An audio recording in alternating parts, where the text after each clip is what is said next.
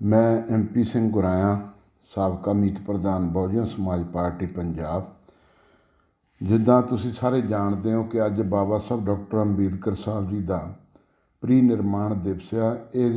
ਉਹਨਾਂ ਦਾ ਪ੍ਰੀ ਨਿਰਮਾਣ ਦਿਵਸ ਪੂਰੇ ਸੰਸਾਰ ਦੇ ਅੰਦਰ ਬਾਬਾ ਸਾਹਿਬ ਨੂੰ ਅੱਜ ਦੇ ਦਿਨ 6 ਦਸੰਬਰ 1956 ਨੂੰ ਉਹਨਾਂ ਦੀ ਜਿਹੜੀ ਡੈਥ ਹੋਈ ਸੀ। ਔਰ ਸਾਰੀ ਦੁਨੀਆ ਦਾ ਇੱਕ ਮਾਰਗਦਰਸ਼ਨ ਬਾਬਾ ਸਾਹਿਬ ਡਾਕਟਰ ਅੰਬੇਦਕਰ ਕਰਦੇ ਆ, ਕਿਉਂਕਿ ਤੁਸੀਂ ਸਾਰੇ ਇਸ ਗੱਲ ਤੋਂ ਵੀ ਭਲੀ ਭਾਂਤ ਜਾਣੂ ਆ ਕਿ 14 ਅਪ੍ਰੈਲ 1891 ਨੂੰ ਮਹੂ ਮਹਾਰਾਸ਼ਟਰਾ ਦੇ ਵਿੱਚ ਬਾਬਾ ਸਾਹਿਬ ਡਾਕਟਰ ਅੰਬੇਦਕਰ ਸਾਹਿਬ ਜੀ ਦਾ ਜਨਮ ਹੋਇਆ। ਔਰ ਘਰ ਵਿੱਚ ਬਹੁਤ ਛੋਟੀ ਅਵਸਥਾ ਦੇ ਵਿੱਚ ਸ਼ੁਰੂ ਤੋਂ ਲੈ ਕੇ ਸਮਾਜ ਦੇ ਨਾਲ ਜੋ ਸਮਾਜ ਬ੍ਰਾਹਮਣਵਾਦੀ ਸੋਚ ਰੱਖਦਾ ਸੀ, ਉਹ ਸਮਾਜ ਉਹਨਾਂ ਨੂੰ ਹਮੇਸ਼ਾ ਜਾਤੀ ਤੌਰ 'ਤੇ ਅਪਮਾਨਿਤ ਕਰਦਾ ਰਿਹਾ। ਔਰ ਬਾਬਾ ਸਾਹਿਬ ਡਾਕਟਰ ਅੰਬੇਦਕਰ ਦੀ ਸ਼ੁਰੂ ਤੋਂ ਇਹ ਚੇਟਕ ਰਹੀ ਕਿ ਉਹਨਾਂ ਨੇ ਆਪਣੇ ਆਪ ਨੂੰ ਵਧੀਆ ਬਣਾਉਣ ਵਾਸਤੇ ਐਜੂਕੇਸ਼ਨ ਮਹਾਤਮਾ ਜੋਤੀਬਾ ਫੂਲੇ ਜੀ ਦੀ ਅਪਾਰ ਕਿਰਪਾ ਦੇ ਨਾਲ ਉਹਨਾਂ ਨੇ ਗ੍ਰਹਿਣ ਕੀਤੀ। ਔਰ ਇੱਥੋਂ ਇੱਕ ਸਕੂਲ ਤੋਂ ਵਿੱਦਿਆ ਹਾਸਲ ਕਰਕੇ ਕਾਲਜ ਵਿੱਚ ਗਏ। ਕਾਲਜ ਤੋਂ ਬਾਅਦ ਵਿਦੇਸ਼ਾਂ ਵਿੱਚ ਆਕਸਫੋਰਡ ਯੂਨੀਵਰਸਿਟੀ ਦੇ ਵਿੱਚ ਤੱਕ ਪਹੁੰਚੇ। ਔਰ ਬੜੀ ਅੱਤ ਦੀ ਗਰੀਬੀ 'ਚੋਂ ਨਿਕਲ ਕੇ ਬਾਬਾ ਸਾਹਿਬ ਡਾਕਟਰ ਅੰਬੇਦਕਰ ਨੇ ਸਾਰੇ ਭਾਰਤ ਦੇ ਲੋਕਾਂ ਦੀ ਆਵਾਜ਼ ਬਣੇ। ਔਰ ਉਹਨਾਂ ਨੇ ਬਾਰ ਐਟ ਲਾਅ ਦਾ ਡਿਗਰੀ ਕੀਤੀ।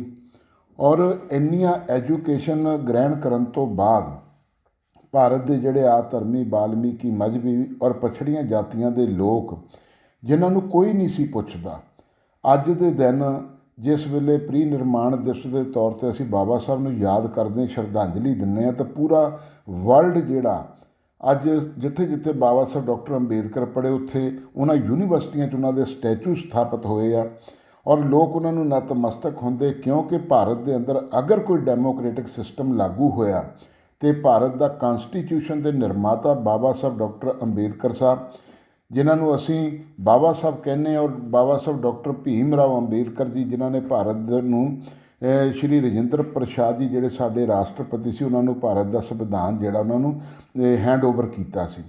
ਔਰ ਉਸੇ ਸੰਵਿਧਾਨ ਦੀ ਬਦੌਲਤ ਅੱਜ ਸਾਨੂੰ ਫੰਡਾਮੈਂਟਲ ਰਾਈਟ ਮਿਲੇ, ਬੋਲਣ ਦਾ ਅਧਿਕਾਰ ਮਿਲਿਆ, ਗੁਰਦੁਆਰੇ ਮੰਦਰ ਮਸਜਿਦ ਮਸੀਤਾਂ ਜਾਣ ਦਾ ਸਾਨੂੰ ਇਹ ਰਾਈਟ ਮਿਲੇ। ਅਸੀਂ ਆਪਣੀ ਲੜਾਈ ਲੜ ਸਕਦੇ ਹਾਂ ਸਮਾਜਿਕ ਤੌਰ 'ਤੇ, ਆਰਥਿਕ ਤੌਰ 'ਤੇ ਔਰ ਰਾਜਨੀਤਿਕ ਤੌਰ 'ਤੇ।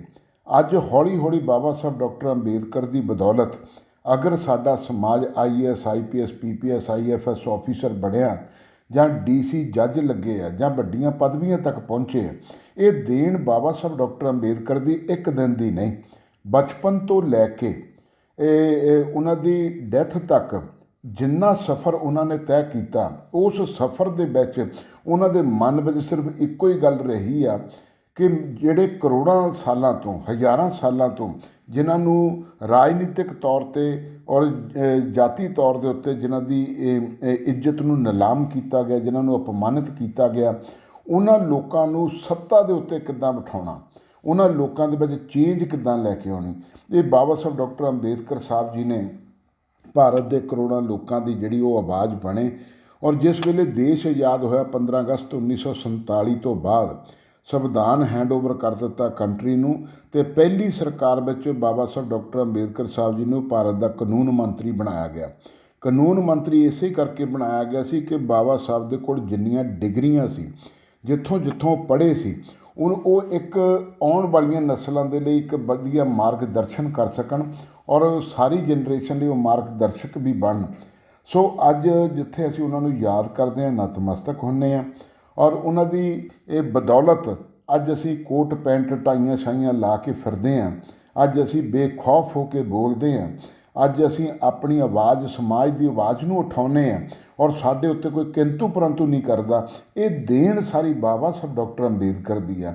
ਇਸੇ ਕਰਕੇ ਅੱਜ ਅਸੀਂ 6 ਦਸੰਬਰ 1956 ਨੂੰ, ਜਦੋਂ ਸਾਨੂੰ ਸਾਰਿਆਂ ਨੂੰ ਇੱਥੇ ਰੋਂਦਿਆਂ ਕਰਲਾਉਂਦਿਆਂ ਨੂੰ ਬਾਬਾ ਸਾਹਿਬ ਡਾਕਟਰ ਅੰਬੇਦਕਰ ਜੀ ਸਾਡੇ ਕੋਲੋਂ ਸਦਾ ਵਾਸਤੇ ਚਲੇ ਗਏ, ਔਰ ਅੱਜ ਸਾਡੇ ਕੋਲ ਉਹਨਾਂ ਦੀਆਂ ਲਿਖੀਆਂ ਹੋਈਆਂ ਕਿਤਾਬਾਂ, ਉਹਨਾਂ ਦੇ ਮਾਰਗਦਰਸ਼ਨ, ਅੱਜ ਉਹ ਜੋ ਸਾਨੂੰ ਰਸਤਾ ਦਿਖਾ ਕੇ ਗਏ ਸੀ, ਉਸ ਰਸਤੇ ਦੇ ਉੱਤੇ ਚੱਲਦੇ ਹਾਂ। ਅੱਜ ਵੀ ਇਉਂ ਸਾਨੂੰ ਮਹਿਸੂਸ ਹੁੰਦਾ ਕਿ ਇਹ ਸਾਡੇ ਕੋਲ ਬਾਬਾ ਸਾਹਿਬ ਡਾਕਟਰ ਅੰਬੇਦਕਰ ਜੀ ਸਾਡੇ ਕੋਲ ਬੈਠੇ ਆ, ਔਰ ਜਦੋਂ ਅਸੀਂ ਕਿਸੇ ਕਨਸਟੀਟਿਊਸ਼ਨ ਨੂੰ ਪੜ੍ਹਦੇ ਹਾਂ ਜਾਂ ਲਾਅ ਬੁੱਕ ਪੜ੍ਹਦੇ ਹਾਂ ਤਾਂ ਸਾਨੂੰ ਇੱਦਾਂ ਫੀਲ ਹੁੰਦਾ ਕਿ ਸਾਡੇ ਨਾਲ ਜਿੱਦਾਂ ਬਾਬਾ ਸਾਹਿਬ ਡਾਕਟਰ ਅੰਬੇਦਕਰ ਸਾਡੀ ਪਿੱਠ 'ਤੇ ਖੜ੍ਹੇ ਆ ਔਰ ਸਾਨੂੰ ਸ਼ਾਬਾਸ਼ੇ ਦਿੰਦੇ ਆ ਔਰ ਅੱਗੇ ਵਧਣ ਦੇ ਵਾਸਤੇ ਸਾਨੂੰ ਪ੍ਰੇਰਿਤ ਵੀ ਕਰਦੇ। ਸੋ ਮੈਂ ਆਪਣੇ ਵੱਲੋਂ ਔਰ ਆਪਣੇ ਸਾਰੇ ਸਮਾਜ ਵੱਲੋਂ, ਪਛੜੀਆਂ ਜਾਤੀਆਂ ਵੱਲੋਂ, ਆਧਰਮੀ, ਵਾਲਮੀਕੀ, ਮਜ਼੍ਹਬੀ, ਸ਼ਡਿਊਲ ਕਾਸਟ, ਸਾਰੇ ਭਾਈਚਾਰੇ ਵੱਲੋਂ, ਦਲਿਤਾਂ ਵੱਲੋਂ, ਔਰ ਮੈਂ ਇਹੀ ਅੱਜ ਉਹਨਾਂ ਨੂੰ ਸ਼ਰਧਾ ਦੇ ਫੁੱਲ ਭੇਂਟ ਕਰਦਾ ਕਿ ਆਉਣ ਵਾਲੇ ਵਕਤ ਦੇ ਅੰਦਰ ਜਿੰਨੇ ਵੋਲੀਅਮ ਉਹਨਾਂ ਦੇ ਲਿਖੇ ਗਏ, ਅੱਜ ਹਜ਼ਾਰਾਂ ਹੀ ਬੱਚਿਆਂ ਨੇ PhD ਦੀਆਂ ਡਿਗਰੀਆਂ ਕਰ ਲਈਆਂ। ਸੋ ਉਹ ਉਹਨਾਂ ਦਾ ਇਸੇ ਤਰੀਕੇ ਦੇ ਨਾਲ ਮਾਰਗਦਰਸ਼ਨ ਕਰਦੇ ਨਾਲ ਆਉਣ ਵਾਲੀ ਜਨਰੇਸ਼ਨ ਜਿਹੜੀ ਅੱਗੇ ਵੱਧਦੀ ਰਹੇ। ਔਰ ਭਾਰਤ ਸਰਕਾਰ ਬਾਬਾ ਸਾਹਿਬ ਡਾਕਟਰ ਅੰਬੇਦਕਰ ਸਾਹਿਬ ਵੱਲੋਂ ਲਿਖੇ ਹੋਏ ਸੰਵਿਧਾਨ ਨੂੰ ਕਮਜ਼ੋਰ ਕਰਨਾ ਚਾਹੁੰਦੀ ਆ। ਹੁਣ ਤੱਕ ਆਜ਼ਾਦੀ ਤੋਂ ਬਾਅਦ ਜਦੋਂ 26 ਜਨਵਰੀ 1950 ਨੂੰ ਭਾਰਤ ਦਾ ਸੰਵਿਧਾਨ ਲਾਗੂ ਹੋਇਆ, ਉਹਦੇ ਵਿੱਚ ਸੈਂਕੜੇ ਵਾਰ ਇਹ ਸੋਧਾਂ ਕੀਤੀਆਂ ਗਈਆਂ ਔਰ ਭਾਰਤ ਸਰਕਾਰ ਇਸ ਸੰਵਿਧਾਨ ਨੂੰ ਕਮਜ਼ੋਰ ਕਰਨ ਦੀ ਇਹ ਫਿਰਾਕ ਵਿੱਚ ਆ।